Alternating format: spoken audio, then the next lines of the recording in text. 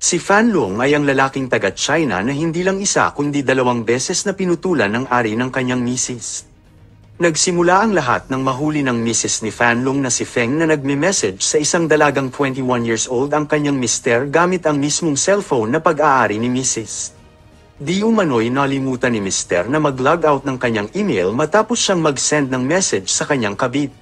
Dahil dito'y nabasa ni misis ang kanyang mga sweet na message para sa dalagang may pangalang Zhang.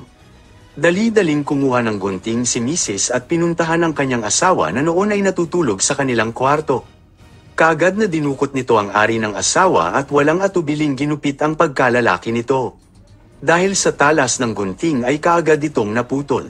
Nadala naman agad sa ospital ang mister at muling naikabit ang kanyang ari ng mga dalubhasang surgeon.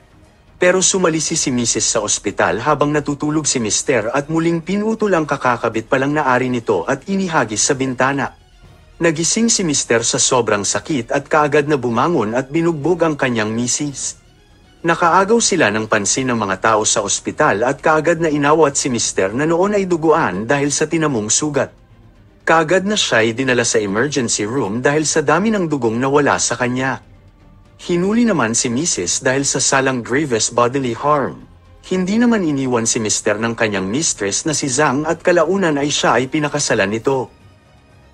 Hindi na nakita ang ari ng lalaki at hinihinalang kinain ito ng mga gumagalang aso.